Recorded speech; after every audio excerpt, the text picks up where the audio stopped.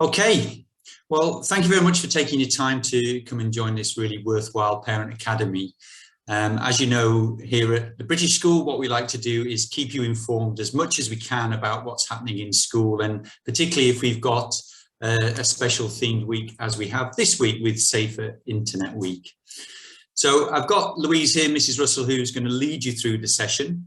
I'm going to talk to you about what this week's been about, but also some helpful, useful tips about your child and their technology use. So I'll hand over to Mrs. Russell now.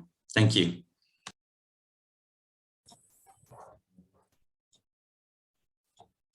Okay, good morning, everybody. For those of you who haven't met me before, I'm Louise Russell, and I teach in Year 6. I'm also the PSHE lead in the primary school, and that's personal, social, health, education. And I've been taking a lead on the Safer Internet Day this week. This is the 5th year that we have celebrated Safer Internet Week. So I'm just going to start with a little bit of an introduction of what the overview for the session is. So just a little bit of an introduction into what Safer Internet Day is. And then just a little bit to keep you informed with what the theme has been this year and what we've been doing in school this week. So you know what your children have been doing, whether they're in Key Stage 1 or Key Stage 2. And a little bit on respect and relationships in the gaming world, which was our theme. Then I'll move on to what we can do as adults, as parents, to keep our children safe online, and some points to consider when buying technology for your child, focusing particularly on phones and games consoles, because those are the items that are usually bought for children as they progress through primary. And then just to finish, these are a couple of really common parent concerns, cyberbullying and online pornography, things that we get questioned on quite frequently. So, Safer Internet Day, what is it? It's become a bit of a landmark event in the online safety calendar. It started as an initiative of the EU Safe Borders project in 2004, but now it's not just something that's celebrated in the UK or in Europe, but in approximately 170 countries worldwide. And each year we take a different focus at BISB, and we try to choose a focus which reflects the current use of technology as it changes and develops, and kind of emerging issues and concerns that have risen over sort of recent times. And so for this year, the focus really centres around relationships and the issue of respect online, and that's what we've been working on this week for our Safe Internet Day focus. Like it or loathe it, being online has played a really large part and sometimes positive role in the lives of young people in recent times, particularly during lockdowns. It's provided a way for children to still interact with their friends, and as a great pastime as well when they've been stuck indoors. However, as you'll probably know as parents, there are some emerging safety issues in these spaces that children are in, and particularly the lack of respect that individuals display towards each other, and that sense that it's easy to sort of get away with negative behaviour. It's easy to get away with being mean, bullying or swearing when you're behind a screen. So these are some of the issues that we've been addressing in school, and perhaps you might want to address in the home as well, so that all young children, young people understand what constitutes respectful behaviour online, and also what to do if they encounter hate or bullying that's directed at them or someone else. And as I sort of briefly mentioned before, we've taken a little bit of a gaming focus with this, but more of that in a moment. So Safer Internet Day, it's also a time to celebrate, acknowledge and talk about the wonders of the internet, because it really is an amazing place. For those of us who grew up without being able to perform a Google search, without email, without text and videos, we just couldn't have imagined the magic of technology now. And on Safer Internet Day, not only do we talk about, talk about being safe online, we also use it as an opportunity to celebrate the best parts of being online. And I mean, the children that I've been working with or talking to, they aren't like us, they're digital natives and they've been born into this digital age. And even so, when I ask this question, and how do you have fun online? The conversation every single year becomes incredibly animated and they become very excited. So even though it's something they've been born into, they still feel an excitement and a magic about going online. And that's because going online can make us laugh, help us relax, escape into another world. We can share parts of our lives, interact with idols, compete with others. We can develop our skills by collaborating, problem solving. We learn about other cultures. We can interact with people from all over the world, which is really important when you're an expat, and find supportive communities. And all of these things are about relationships with others, but these are positives about our relationships with others. And it's these positive interactions that can make those moments online truly special. But of course, not all interactions online are positive ones or leave us with a kind of good or a warm feeling. And just like in the real world, these issues or negative feelings can arise or be a result of some of the choices we or others make online. And just one thing I want to state here at this point is very often when we come across issues with technology usage, very often it's not the technology itself that's a problem, it's the behavior and those online choices we make. And the problem is the choices that we make online compared to the real world are often treated or viewed differently by people when they're internet users. So going back to the theme for this week, we took a little bit of a gaming focus because it's something that a lot of children can relate to and are involved in. Now, there's some of you who might be on this call today who are saying, well, no, my children aren't really gamers. But I think we do have a little bit of an outdated stereotype view of who a gamer is. One who, is maybe a bit nerdy in their room with lots of different consoles surrounding them. And even my two children, I've got two girls, one in secondary and one in primary, and I asked them if they thought they were gamers, and straight away they said, no, we're not gamers. But they play Roblox occasionally. They have played Among Us in the past. They've got a Nintendo Switch and they play games on that where they interact with their friends. So a lot of children might not see themselves as gamers, but a lot of them do play games online in which they can interact with other people. And what I would say is a lot of the messages that we've been looking at in school are still applicable, whether you are gaming or using social media or simply chatting to someone else. So you can apply them to different areas of being online. And the key question that we wanted children to take away from this Safe Internet Week focus is, how can we make gaming and being online a positive experience for all? So just to put some things into context a little bit, I'm just going to share some statistics with you. Now, these are from a survey that was done last year by Ofcom of 8 to 15-year-olds. And these are some statistics, particularly on that theme of relationships online. Now, as you can see, with that 74% of people who prefer to chat with people when they're playing games, for some players, playing against or with real people is one of the best parts of gaming. And these could be friends from school or people they don't know online. Now, we actually conducted a little survey ourselves out of interest this week, and our student council asked the same question, whether children like to play alone when they're playing games online or whether they prefer to play and chat to others. And the children surveyed were from year 1 right through to year 6.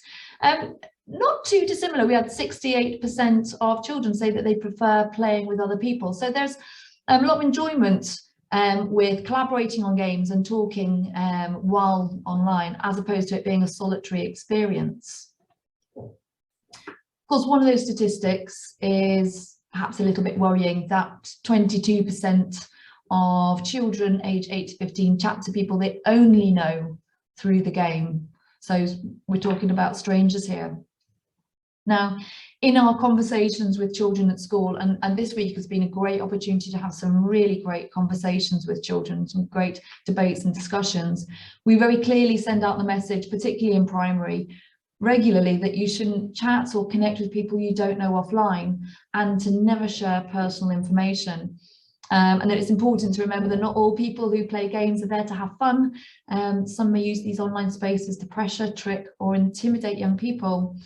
However, despite sending out the message that children should only befriend, play, chat with people that they know offline in real life, of course, it's not always the case, particularly as children get older into upper key stage 2 and into secondary. More and more people that they interact with are from the online world only. And so particularly as they're getting up to kind of the age range that I'm teaching year 6 and beyond, we make sure that they always consider these following things, being careful of how much personal information is shared, particularly details that would allow them to contact them or locate them offline. Even little things like posting photographs in a school uniform, you know, that in itself is sharing personal information. And just being very aware of, no matter how much you play with someone on the game, how frequently, how much you feel you know them, not everyone is who they think they are. And of course, it's incredibly risky to meet up offline with anyone that you only know online. And of course, if anyone says anything to you that's making you feel uncomfortable or worried, that's not okay. And we really try and push the message that children should talk to a trusted adult, whether that be you guys at home, family members, or somebody in school, to ask for support. Of course, another risk of chatting online is that whilst it can be argued that games are a space where it doesn't really matter who you are, it's not everyone's experience. And people sometimes forget that they're talking to another person when they're online. And in that survey, that one by Ofcom of 8 to 15-year-olds, and nearly half of young people say they worry about people being mean to them when they were playing games. And I don't think that is that's just a statistic from the UK. I would say that that would be similar here as well, with children who are concerned or worried about people being mean to them when they're playing or chatting online. And just like other online spaces, games can be used as a means to bully people through mean messages, harassing behaviour, or it could simply be by exclusion. And that's particularly with the Key Stage 2 children this week, we've been looking at messages that could be sent through a game and whether they would be appropriate to send or not, and what could be a different message that could be sent as an alternative. We also know that forms of discrimination like homophobia, racism, sexism, religious hatred, they can occur in chats and in gaming communities as well. So this might look somewhat familiar to you, this little diagram here. Particularly with the older children, we've also been talking about something called online disinhibition. So it might be a word that you've never heard before, a phrase you've not heard before, but you'll probably recognise this behaviour, certainly. People behave differently sometimes when they're online, and that's something we've been exploring with the children this week. In the heat of a game or through frustration, people forget that there's actually another person beyond that screen. And we had anti-bullying week not so long ago, and so we've been just reminding children of that theme of one kind word, which was our theme for anti-bullying week, and being kind to others, and how that still applies when you're online. And players sometimes think it's okay to be offensive or abusive to an opponent, to put them off because it's just a game, again not realizing that there's somebody on the other side of that screen. one other little consideration or concern as well is that while it's a good thing that usernames and avatars allow players to protect their personal information, and we encourage children to do that rather than using their personal information, of course, as soon as they're anonymous, this can lead to some people behaving in a way that as if there are no consequences to their actions. But of course, that's not the case. So just to finish off what we've been doing in school this week, these are just kind of overall, in a nutshell, some of the messages we've been promoting this week. It's about treating everyone with respect, owning your behaviour, apologising if you upset someone, just as you would in real life if you were face to face with someone. Looking out for people who are badly treated, offering them support, checking if they're okay, speaking up to remind people that going online should be enjoyable for everyone. Reporting hate speech, bullying behaviours, anything that's concerning or worrying, knowing who to go to, going to a trusted adult, whether that's at home or at school, and knowing how to block. So if something is particularly concerning, knowing that there's the option to block websites, to block content, or to block people who are concerning. And as you can see, these are not just tips for gaming, but these work in other online spaces as well, social media, chatting online, etc. And I've just put a couple of little images on here of some of the resources we've been using. So with the Key Stage 2 children, we've been sort of talking much more about the gaming world and talking about some of the features within games. But with the little ones, with Key Stage 1, so the early years, Key Stage 1, and even actually Year 3 as well, there are some fantastic storybooks by ChildNet and the Safer Internet Centre in the UK, and they're called DigiDuck. Now, the children in Key Stage 1 will be familiar with this character DigiDuck because I read a story last year, and we read the new book in the series this year together in the Key Stage 1 assembly, and they've been focusing on that story in class as well, so they'll be aware who DigiDuck is. But you can actually read those stories online. There are 5 in the series, they're free. If you're worried about your English, then they're also available on YouTube with people reading them, so you feel free to have a look at those at home. I should just mention at this point that this presentation will be sent out on email as well, so don't worry about taking screenshots and whatever at the moment. This will all be sent to you, so you can have the link for that DigiDuck storybook site. Okay, so back to those online choices. So the question is, well, what can we do as parents to help our children make good choices online? There are 3 main points that I want to look at today. They are communication, get involved and be informed, and modelling the behaviour. And I would say that no matter what age the children, the fundamental message is still essentially the same, whether you've got a child who's in Year 2 or you've got a child who's in Year 9. So starting on communication. It's a two-way street. Children these days, as I've said, they're digital natives. They are adept at using new technology. For many of us adults, digital skills have to be acquired and learnt. Children seem to pick up how to use technology very, very quickly. However, and this is really key, knowing how to access the internet is not the same as using it safely. And what I would say is, if you feel that your children know more than you and you feel a little bit overwhelmed, don't worry, there's no need for you as a parent to know more about your children, about what's going on in the virtual world. But you should be in control in case your kids come across something unfamiliar and needed to discuss it with someone more experienced. And one of the ways you can do that, and a really important thing to do, is make the child part of the debate and create that environment at home where they can come to you to ask questions freely and discuss the online world together and to absorb new information.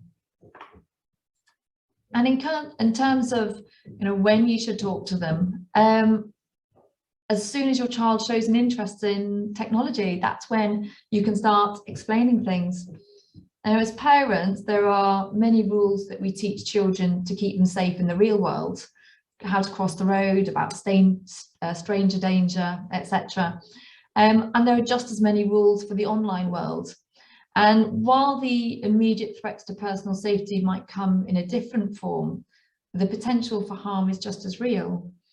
And filtering systems, they can be helpful, they can be great, but they're not a replacement for discussion and involvement with your child's life online. And as your child grows up and they move through the primary school and into secondary school and they become teenagers, you know, the problems will change, new problems will arise, and the appropriate advice will change. But if you've got that communication, that kind and loving guidance for new situations, this will push your child in the right direction and help them to make appropriate choices and behaviour. So in terms of things you can do, take time to explore the sites, apps and games your children like to use. If you've got children on social media, if they're on Instagram, join onto Instagram yourself, join their account. I have quite a few parents who say, oh, but you know, that's private, that's my child's account. They're a child, you know, you are the parents. You need to make sure that they're using it appropriately. I don't think that connecting to your child's Instagram account or occasionally asking to have a look at what they're posting and look at their photographs, be part of it, be excited about it. That is not an invasion of their privacy. You are a parent and you are monitoring what they're doing online, just as you would monitor what they're doing in real life. Acknowledge them as experts. They know their way around the virtual world very often, so ask them to show you how to use the sites that they use most often. Ask if they know on those sites, if they know how to block or report people or things that they see when they are online. You know, do they know what to do when something worries them or frightens them, or they're concerned or upset by? And I would also, and we do this in school a lot, but you know, just make sure that they know what personal information is and why they shouldn't give it away online. Like I mentioned before, simple things like posting a picture on Instagram in a school uniform or on YouTube. It's going to obviously share personal information about them in a way that they might not have really thought about. Now, as I said, these slides are going to be shared with you. So I'm not going to run through these next ones, but I've got 4 slides next on just ideas of conversation starters that you could have at home.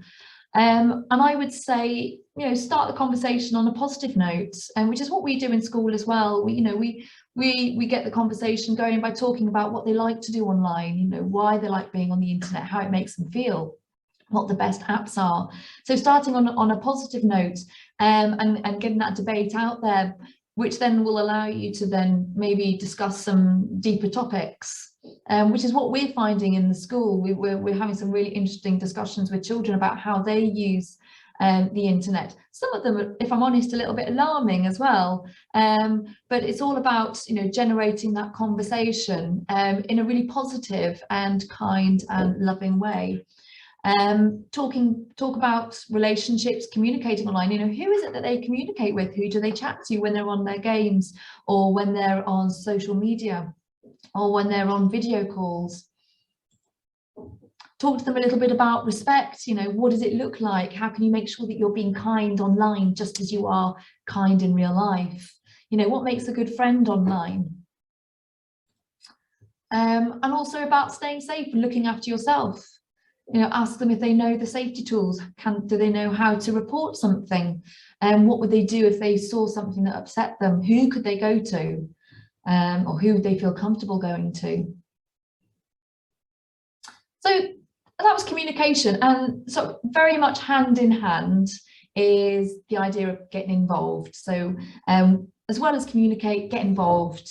And I'm going to give you a little bit of an example now, and I'm going to use TikTok. I'm using TikTok because over the past couple of years, it's very hard to avoid it. And I'm sure that you've undoubtedly heard of this social media app as well, even if your children don't have it. And even if they don't have it now, it might be that they get to an age soon where they do have an app that's like this, or perhaps even this one. For anyone who doesn't know it, so I was going to take a quick sip. I drink. For anyone who doesn't know TikTok, or hasn't explored it, it's a video sharing platform where users can watch, create and share self-made videos which are shot on phones. And the app seems to be a source of creativity and fun for users. And of course, many parents have been sort of asking questions about this app and are a little bit hesitant to embrace it with perhaps the same excitement as their children. And as technology continues to evolve, it can be a real challenge to keep up. But with TikTok, questions of online safety, data privacy are some of the top concerns for parents when it comes to their child's involvement with this app. Now, what I will just say is TikTok's official age requirement is 13 years old. So, I mean, I'm talking to you about this because from our discussions in the classrooms, we know that actually a lot of children do have this app or they have access to it. Now, with TikTok, users between the ages of 13 and 15 automatically have their account set to private by default. And that prohibits them from private messaging, and it also only allows friends to comment on their videos. Only the users over 16 can record live videos and use the private messaging feature. So what are the risks with TikTok? And I'd say that some of these risks are actually very similar to whether it's Instagram or Snapchat, other social media apps that are out there. So exposure to inappropriate content. Well, with something like TikTok, it's split into two main sort of feed sections. One of them is called following, and that only displays videos created by the users that you follow. And then there's another section which is called the For You feed, and that curates a stream of videos which are suggested for you based on your account activity and the kind of things that you typically like to watch. Now, things get more problematic when it comes to the For You feed, because what happens is videos can surface which might have inappropriate content. It could be that it's sexually explicit, it might be that it's physically dangerous, it might be this inappropriate language. And while TikTok's guidelines prevents users from sharing inappropriate content or illegal material within the app, the videos aren't manually monitored and vetted.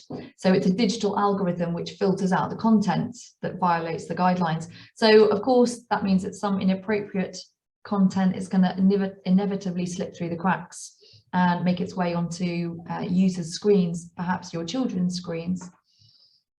Another risk is, of course, contact with strangers. Now, this absolutely blows my mind. Apparently, there's over 1 billion TikTok users, which is just insane. But that means the potential for communicating with strangers runs really high. Now, accounts created by those over the age of 16 are set to public by default. That means that their account activity is visible to anyone, and it means they can communicate with anyone and everyone that they encounter on the app, including strangers. Now, if you remember, accounts made by children between the age of 13 and 15, they're set to private by default, but this restriction is easily bypassed if a false birth date is entered when registering for an account. Cyberbullying. Cyberbullying, social media, they go hand in hand. TikTok's no exception. Whether it's strangers sharing harmful opinions or comments from friends your child knows in real life.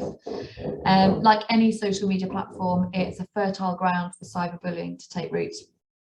And a major form of cyberbullying that we're seeing, particularly affecting our secondary students or our older students increasingly within TikTok, is body shaming.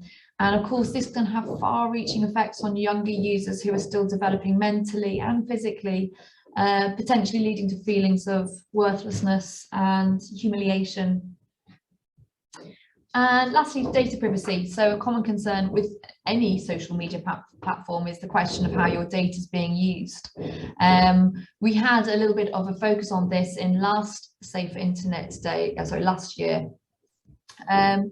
Because children very often think of things like social media platforms as free, when technically they aren't, and they're paid for by advertisers, of course, in exchange for companies like TikTok to show their ads to users on their app. And in order for those ads to be successful and reach their ideal target audience, they need data about those people, and that's how TikTok makes money, by selling user data to advertisers. So there's always that concern as well. However, there are some things you can do. There are some safety measures to take. So for those of you who do have children using TikTok, or your children are interested in having this app, these are some safety measures to take. So there is something called family pairing mode. It's a recent addition to the privacy control measures you can manage on TikTok. However, you as a parent and your child have to have your own separate TikTok accounts in order to enable that. It's also password protected. So unless your child can guess your passcode, they can't go in and reverse any settings that you put in place. And it enables you as a parent to manage things like screen time, direct messaging settings, and also the kind of content that your child sees in the app.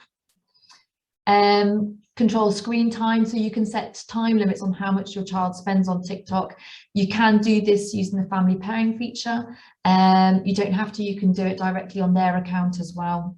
Direct messages, so you can limit who your child can send direct messages to, or you can turn it off completely. And if you don't have family pairing activated, you can still control this setting. You just have to do it directly from your child's device. You can do something called activate restricted mode, and what this does, it allows you to prohibit inappropriate content from displaying on the TikTok feed. Again, you can do this in the family pairing feature, or you can do it on your child's device. There's something called manage interactions as well. And these can be password protected, again, to avoid your child interfering with the controls that you put in place. I would say lastly, discuss internet safety with your children is probably the most important, because despite all the safety measures that you put in place to protect your children, there's always the possibility of something slipping through the cracks. Nothing is truly bulletproof. Not only that, but kids are wily, they're clever, and they know their way around technology, and many children sidestep their parents' digital boundaries and find ways to get around them. So actually taking time to teach your children about online safety might be one of the most impactful safety measures that you can take as a parent. Now, me running through some of those safety measures, it might all sound a little bit confusing, and you might be a little bit unsure, well, how do I do that? How do I activate restricted mode and family pairing, etc.? When I send out this this PowerPoint to parents, I'm also going to be attaching some leaflets. Now, they're very small on here, don't worry, they will be regular size when I attach them, but they are really clear, very accessible advice leaflets on popular social media apps and gaming apps that children are using currently. So particularly things like Roblox, Snapchat, TikTok, Instagram. There's ones for Twitter and Facebook, but I think those are more for us adults. Children kind of curl up their lips and look at us with disdain when we talk about Facebook. But I will send out these, and these leaflets are just have all the information that you need about that app and privacy controls and how you can make it more secure for your child to use as well. So those will be going out to you. So if your children do have those apps, or you're thinking of allowing them to sign up to those, then hopefully that will give you a little bit more information on how to access some of those privacy controls and settings. And lastly, as parents, we need to also model the behaviour ourselves.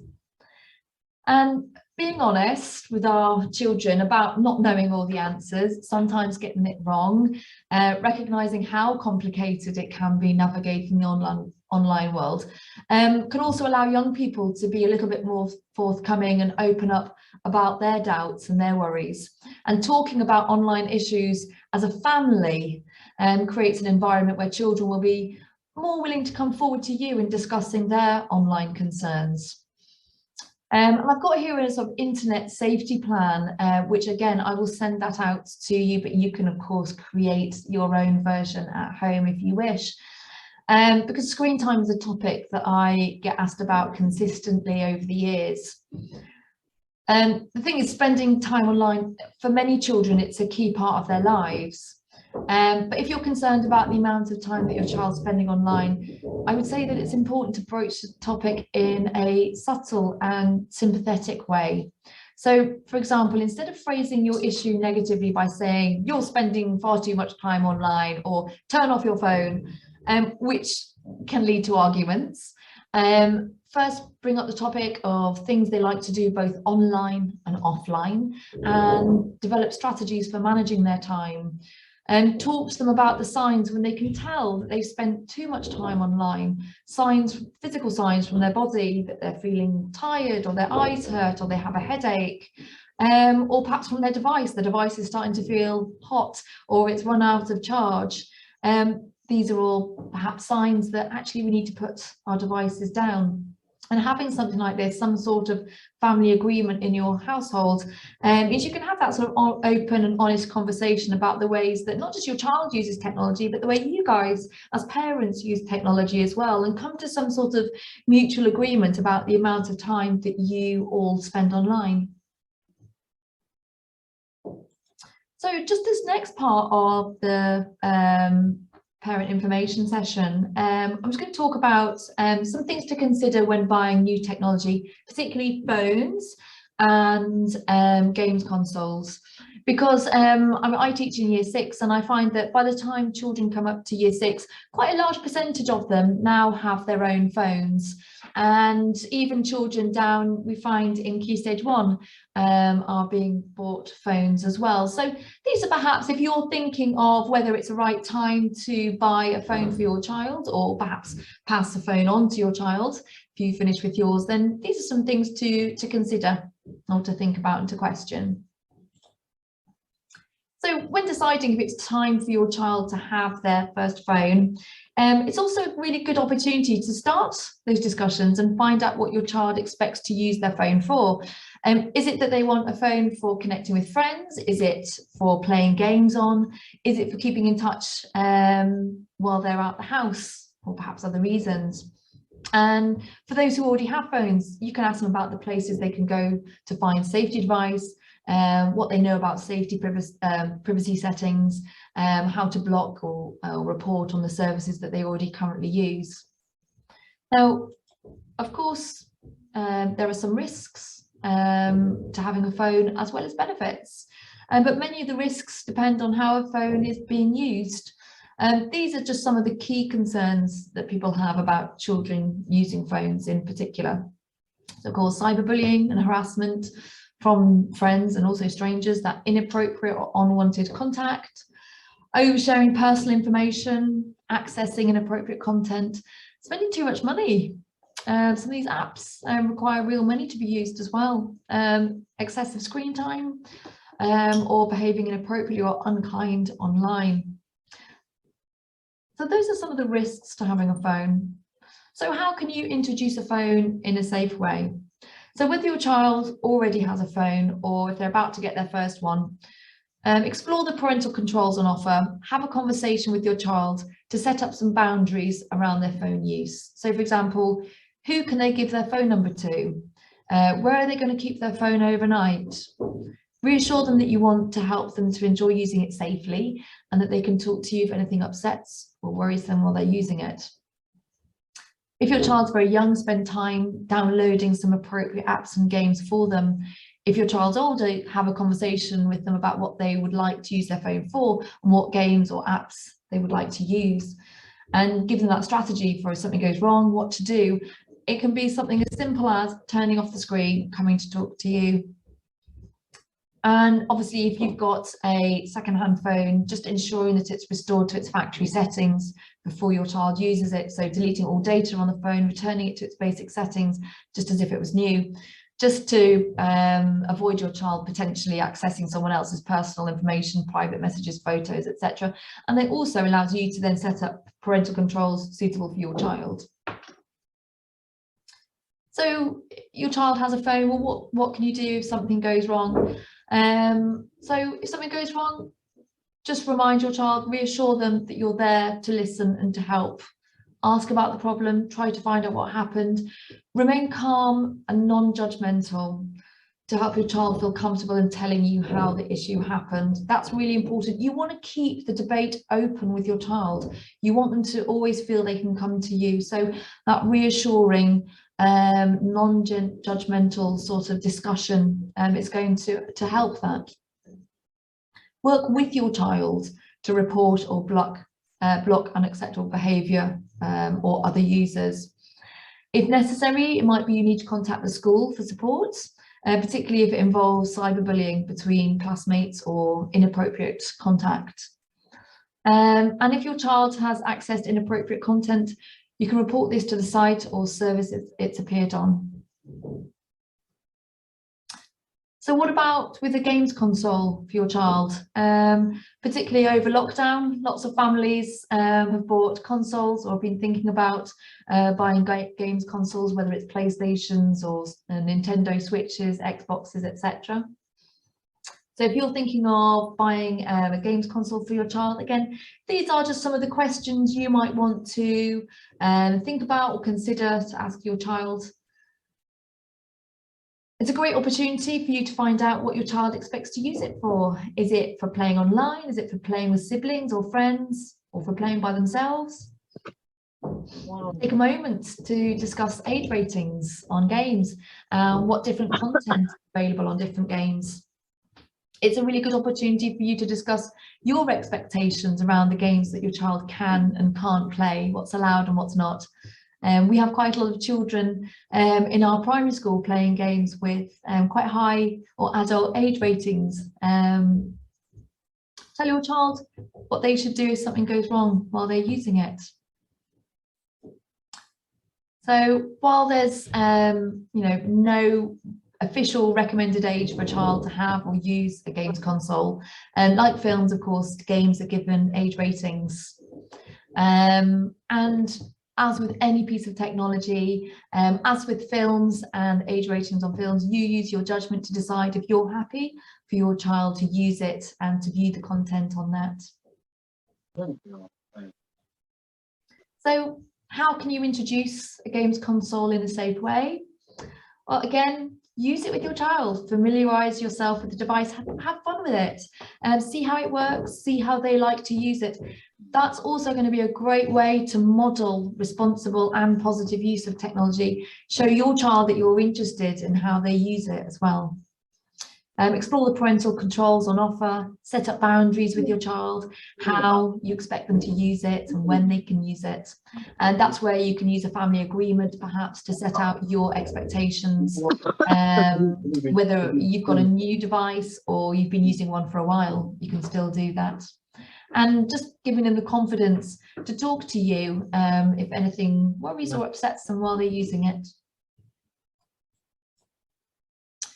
So just like the phones, there are benefits and there are risks that you need to be aware of if your child is using a games console. Very, very similar, particularly with the added feature now of being able to chat to people online through games. Very similar to the phones, similar sort of risks. So if it's being used for chatting as well as gaming, this obviously introduces ranges. So there are things you can do to manage the risks. So of course, parental controls, privacy options. These offer settings such as age limits for downloading new games, time limits. You can disable private chats. Now you can find more information on parental controls by checking the games console specific website, but also the Ofcom website, give you information on that, and a website called internetmatters.org gives information on gaming consoles. And now a really good website to look at as well is called Common Sense Media. That's a great one for finding guidance on the age suitability of a game and what age it really is appropriate for. So yeah, just type in Common Sense Media into Google, it will come up. It's actually not only just for games, it's also great for TV programs, for films as well. So it gives you an idea of whether it's going to be appropriate for your child or not. Of course, managing the risks, same as using a phone, you know, the importance of not giving away personal information, the location, images to people they don't know online. Just keep talking to your child about how they're using the games console, take an interest in their gaming, play with them as well, and having that open conversation. Keep it open, let them know that they can go to you if they have any questions or worries. Okay, so the last part of this presentation, I said that I would just talk about just a couple of issues which are ones which come up really frequently from parents. The first one is cyberbullying. Now, we had anti-bullying week just fairly recently, just before the holidays. It was in November, and we touched upon cyberbullying in that week as well. A little bit of a statistic here from the UK Safer Internet Centre. 12% of young people in the UK are affected by cyberbullying, and obviously that is something which is only going to linger and possibly increase as children spend more and more time of their lives online as opposed to offline. Cyberbullying has quite a unique there are unique concerns with cyberbullying though, when you compare it to bullying offline or bullying in the real world, because digital devices offer an ability to immediately and continuously communicate 24 hours a day. So it's very difficult for children experiencing cyberbullying to find relief. So whereas bullying in school, it stops when that child goes home, there's no way to escape cyberbullying sometimes, and the home is not necessarily a place of refuge for the child as long as they've got their device.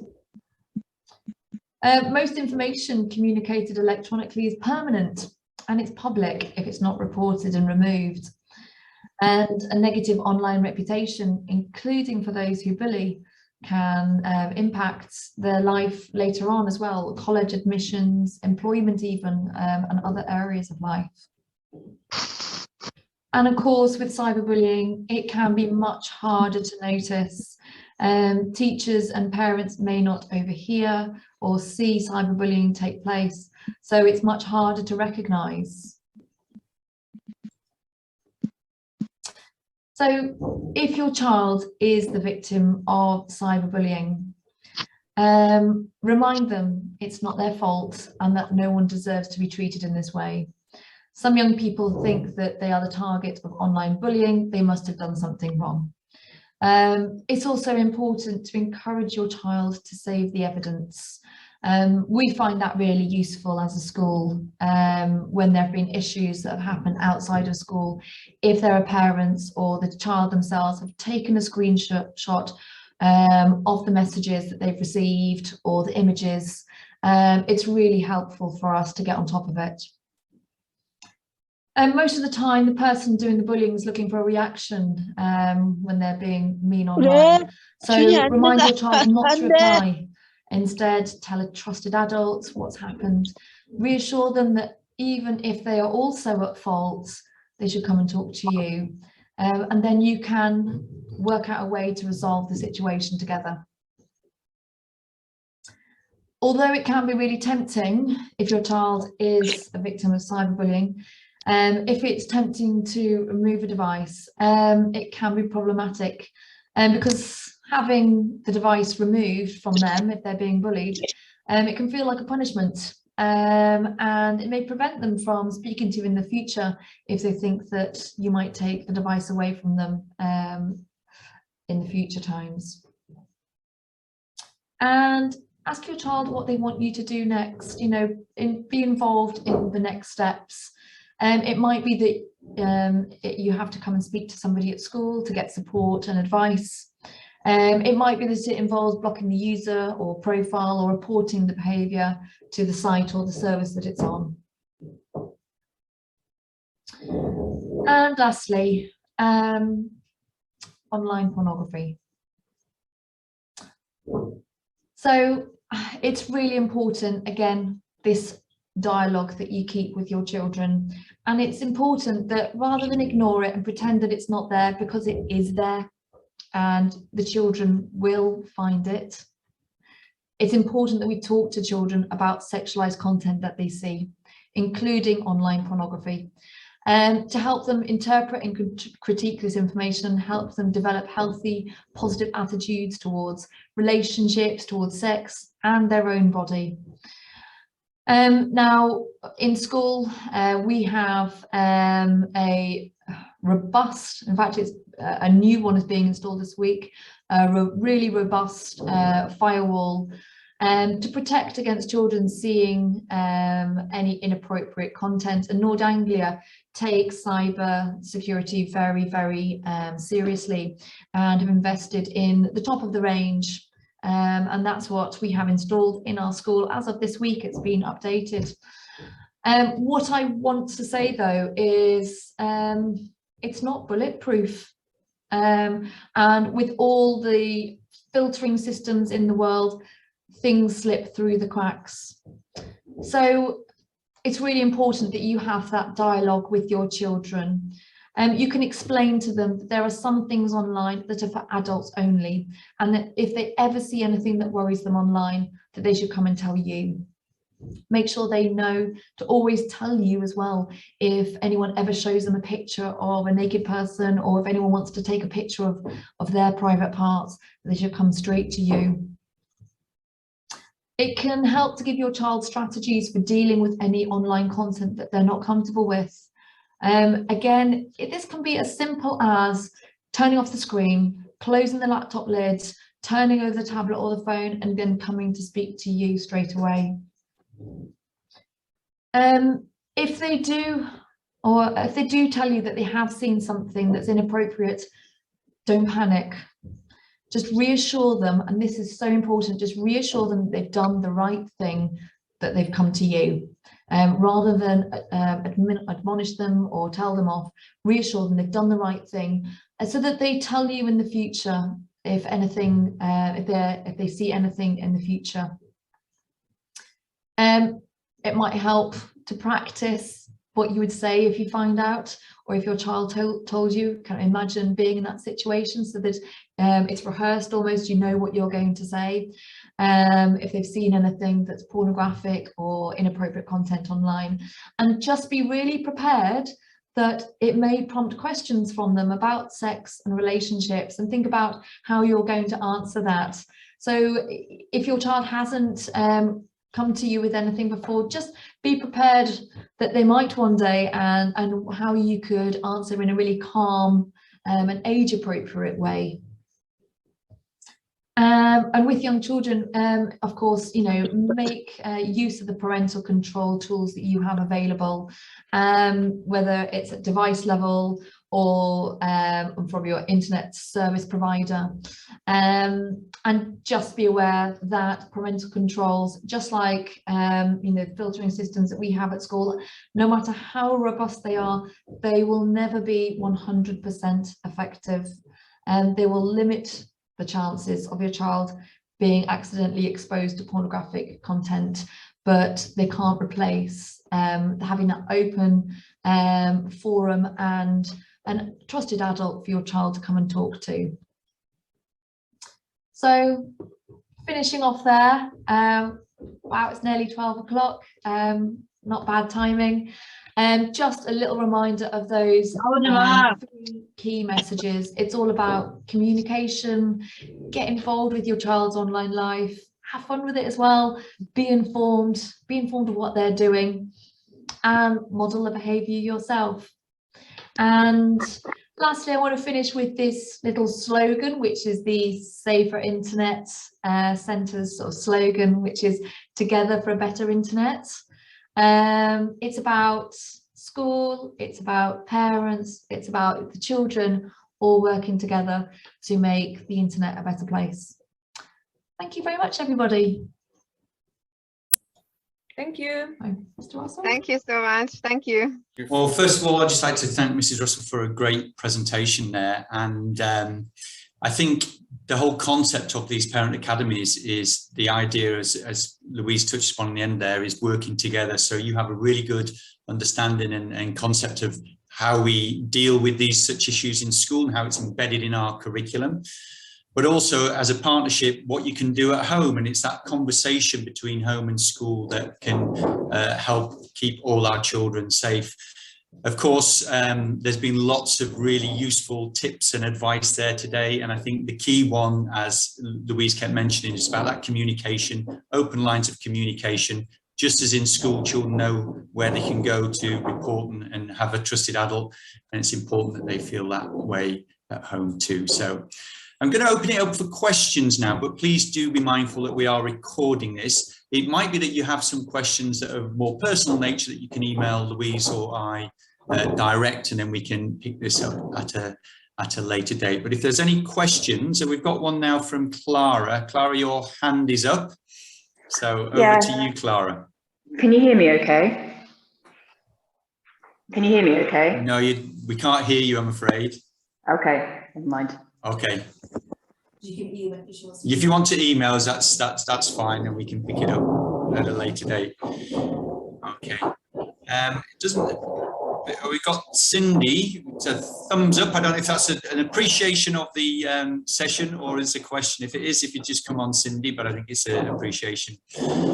Okay, at that point then, I'll just thank you all very much for your time, and thanks again to Mrs. Russell for putting together such a comprehensive presentation, and we wish you a wonderful day. Thank you very much. Thank you so much. Bye-bye. Thank you. Bye. Thank you very much. Bye-bye.